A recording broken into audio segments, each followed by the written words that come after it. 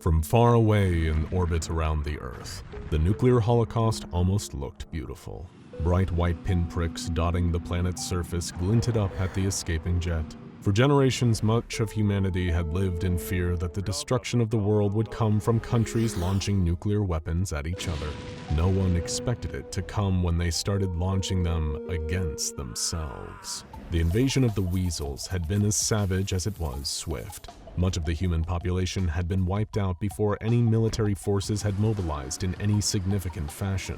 No one was sure if the launching of the nuclear weapons was intentional or accidental, but as soon as one country fired, the others quickly followed suit. But first, we want to thank the sponsor of today's video, War Thunder. Are you looking for the ultimate vehicle combat experience? Then allow me to introduce you to War Thunder. In War Thunder, you'll take command of over 2,000 vehicles, from tanks and planes to helicopters and ships, covering a century of vehicular warfare, featuring machines from the 1920s right up to modern day. Each is intricately designed down to the tiniest component, making battles feel more real than ever before.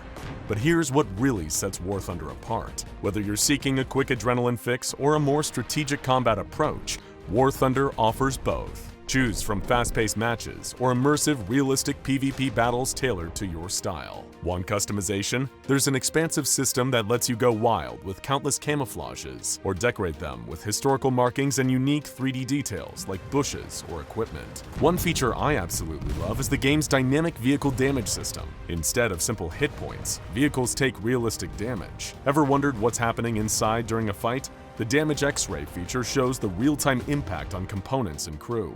Dive into War Thunder now on PC, PlayStation 5, or Xbox X and S, or the previous console generation. Be sure to click the link in the description since new players or those who've been away for over 6 months can claim your large bonus pack with multiple premium vehicles, an exclusive 3D decorator, and more. But hurry, it's only available for a limited time. Earth's rich and powerful, the 1% of the 1%, stared in silence as their home was ripped apart. The high-altitude jet carrying them steadily descended back down to Earth in the direction of the Antarctic. 500 people in total, chosen as the successors of the human race, shuffled off the jet and through the frozen outpost. An alarm blared, wrenching all of them out of their shell-shocked silence. A second later, the station shook violently. They had been found. There was no time left. They needed to leave right now. The swarm of people stampeded through the outpost, throwing one another out of the way in a desperate attempt to save their own lives, to save the lives of the human race. In front of them, the portal stood open. The green pastures, beautiful trees, it all felt so offensive as the earth behind them was engulfed in war. All those countless beautiful spaces were torn apart and left to waste. But they couldn't think about it now. They had to make it through. The handful of the survivors of the human race ran through the open portal just as an explosion ripped apart the remaining outpost. SCP-001 YELLOW refers to a base of operation used for a Foundation Continuance Protocol, specifically Project YELLOW. In the event of a world-destroying catastrophe where humanity appears irrevocably doomed, there is one bastion of hope. Referred to as the Garden of Eden by some of the crew, YELLOW contains a large circular central space, complete with lush green grass and an orchard measuring 500 by 500 meters. This open space constitutes the main living area of Project YELLOW. Surrounding this space are tall, sheer cliffs, too vertical to be climbed unaided. Built into these cliffs are 500 sleeper chambers in which those evacuated from planet Earth will be suspended in cryosleep until a time when Earth is fit to be repopulated or a new home has been discovered. How can the Foundation guarantee that this safe haven avoids the calamities that could befall planet Earth? By housing Project YELLOW in a separate dimension, a pocket dimension to be specific. Following the successes of Project Bifrost, in which SCP-2591-Omega's ability to access fictional pocket dimensions was utilized, the Foundation was able to establish a relatively stable and reliable dimension for YELLOW to occupy. The only way to access the base of operations was via a dimensional rift or portal housed deep in the Antarctic.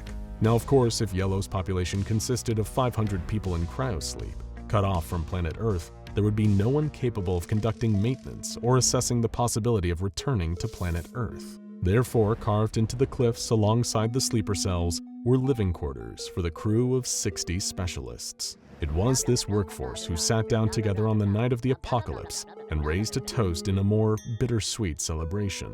All 500 of the evacuees had managed to make it safely through the portal before its collapse. Each of them had been welcomed to Project Yellow and shown to their individual sleeper pods before being entered into cryosleep for the foreseeable future. But as each of the crew members raised their glasses into the air, Dr. Katrina Keyes couldn't help but feel uneasy about the proceedings. Working in this job, you'd have to have a dark sense of humor and an ability to move past things that could destroy the mental well-being of your average person. Even then, she struggled to come to terms with the near destruction of the human race. For her and the rest of the crew, life would look nothing like it did before they arrived here. It was vital for the integrity of the project that the crew remained consistent and effective in their work indefinitely. As a result, Yellow had been set up with perpetuity in mind. Every 55 years, she and all of her crewmates would pass on their knowledge, memories, and entire sense of being into a genetic clone. They would then die, allowing their clone to take over the responsibility of those tasks. In another 55 years, this would repeat again and again and again. All this time, it is the crew's responsibility to monitor the status of Earth through the use of 100 drones. Once the Earth is deemed safe, all 500 sleepers may be awoken and briefed on the current situation. If all 500 unanimously vote that returning to Earth is safe, they will do so. Otherwise, they will return to cryosleep, and the process will continue. It was little wonder that Dr. Keyes was unable to raise a glass with her colleagues at the prospect of being stuck here, cloned indefinitely for generations. She sat in silence as they raised their glasses and then emptied them. A couple of them coughed and sputtered. Their drinks must have gone down the wrong way. But then more coughs filled the room, along with choking sounds. Much to Dr. Keyes' horror, within less than a minute, she found herself alone, surrounded by the 59 corpses of her crewmates. In order for Project Yellow to be viable indefinitely, it was paramount that they find a solution for natural wear and tear. Through generation after generation of usage, essential items such as tools, computer systems, and even articles of clothing would eventually wear away and fall into disrepair. As such, Project Yellow was set up as a selective entropy zone in which inorganic matter would not degrade over time. Achieving such a zone was naturally an incredibly difficult undertaking. Project Bifrost underwent countless iterations as the team strived to create a stable and balanced fictional pocket dimension capable of sustaining human life long-term. Over the next few days after the death of her crewmates, Dr. Katrina Keyes read through as much as she could about Project Bifrost. In the notes, she found records of dimensions where lava rained from the sky and the grass was radioactive. Yellow had been the first dimension without any glaringly obvious hazards for human life. But naturally, their work had quirks. One key quirk was that the chemical composition of cyanide and their drinks had been switched with one another. The only crew member not to raise a toast had been the only crew member not to drink a glass full of poison.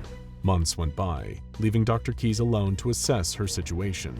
The drones, strategically positioned all around Earth to monitor its safety levels, had been systematically destroyed by the weasels. Only one feed remained, a security camera on the other side of the portal, and the Antarctic outpost. There was virtually no intel to go off of. No way of knowing what the status of planet Earth was aside from the fact that this one burnt-out shell of a room still existed. Some days, Keyes would stare at the screen for hours, forgetting to go to bed. On others, she would walk through the orchard, trying her best to pretend that nothing outside of this 500 by 500 meter space existed. In a way, it didn't. The orchard of Yellow did not consist of your usual apple trees. Instead, suspended from branches were essential supplies that the crew would need while manning and maintaining this base of operations. Some trees grew antibiotic drugs, others long strands of linen capable of being fashioned into clothing.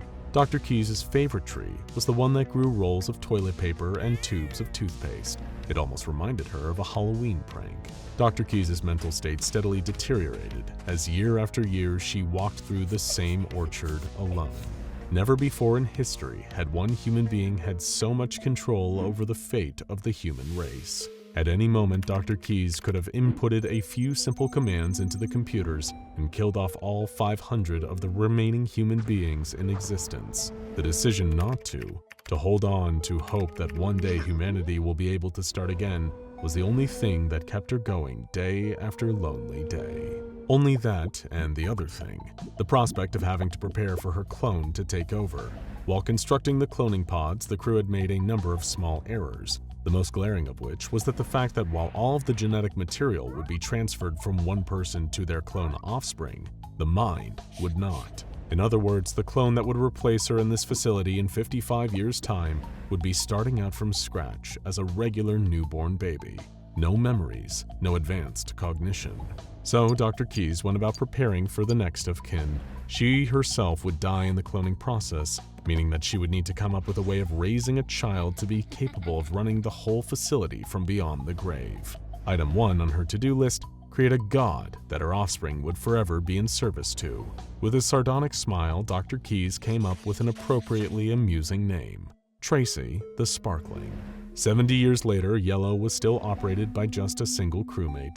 Only now, this crewmate was a 15-year-old girl. Nicknaming herself KK2, she went about all of her daily tasks with infectious excitement. The idea that she alone was responsible for the fate of the human race could not make her happier, and she was determined not to screw it up, both for her sake and to not anger her god, Tracy the Sparkling, whom she worshipped every evening before bed. Whenever a problem would come up, she would go and visit KK1, where she knew she would be met with sound advice. Pushing open the door to the crew quarters, KK2 would find the corpse lying on the floor in its usual place, as a number of pre-recorded messages would bark at her. Lesson NE957: why taking a bath is important, even if no one but you will ever know how you smell. All she had to do was not anger the disciplinary drones with their harsh tasers, and do her duty until it was time for KK3 to take over. At that point, she would be welcomed into the afterlife with all of the other KKs, a wonderful and magical place known simply as Burger King. That was until KK2 got far enough through the audio recordings of her predecessor to discover that Tracy the Sparkling was entirely made up, and her life meant nothing. It was just a stepping stone for another clone, for another clone, for another clone, until eventually the Earth would be okay. By KK52, the remaining camera on Earth, the one housed in the Antarctic outpost, went offline. While inorganic material within Yellow compound would not undergo aging, the same could not be said of the circuitry left on Earth. Generation after generation of KK lived and died, each one growing more spiteful towards the one that came before them. Each one did their best to undermine the one that would come after them. The lore around Tracy the Sparkling expanded further and further with each generation. There would be waves of highly religious KKs, followed by waves of devoutly atheistic ones, as each sought to rebel against their pseudo-parents. KK-89 was the first to expand the religious movement to include the teaspoons. Very methodically, she went through each teaspoon in the canteen and named it after a different animal from Earth. Before long, subsequent KKs established a shrine to the teaspoons. The living space of Project Yellow steadily descended into madness, with writings all over the walls, bizarre decorations, and rituals long forgotten, until a new KK came along and invented something to take their place. KK-216 lived her entire life in silence, never once recording an audio log or even talking to herself. She lived and died walking through the garden in silence, wrapped up in linens. KK-310 did the opposite. She fancied herself a music composer and scrawled the lyrics to haunting symphonies about nuclear apocalypse, eternal isolation, and the prospect of the angel of death coming to rescue her across all of the walls. No matter how hard any of the KKs tried, however, none of them were able to hack into the cloning machine. Generation after generation of Dr. Keyes lived and died, desperate to know what a friend was, to have someone else to talk to. But despite all of their best efforts, they were unable to tamper with the cloning machine to get it to spit out another person. For several hundred years, the KKs gave up entirely. That was until KK-507 came along. Day after day, she sat at the cloning machine, desperately typing away at it, trying her best to figure out how the computer coding worked. The downside of living in a pocket universe was that none of the computer circuitry behaved the way it would on Earth. She was certain that she'd made progress. Any generation now, they were going to have a breakthrough and be able to make a friend, when all of a sudden, a totally alien noise filled the containment space, a sound that hadn't been heard for millennia. Alert! Door controls overridden. Opening. KK-507 turned around in horror to see that the portal, the entrance to their world from Earth, had been opened. The figure of a man. No, not a man. A robot, painted to almost look like a crash test dummy, stepped out into the orchard. "Hello. The goddess has informed us that this is the last bastion of the true human race. Is that correct?" KK-507 opened her mouth and screamed. Thanks again to the sponsor of today's video, War Thunder. Don't forget to click the link in the description, where new players can get a large bonus pack with multiple premium vehicles, an exclusive 3D decorator, and more. But hurry, it's only available for a limited time. Now go check out SCP-001 You Are the Anomaly and SCP-001 The Broken God Ouroboros Cycle for more.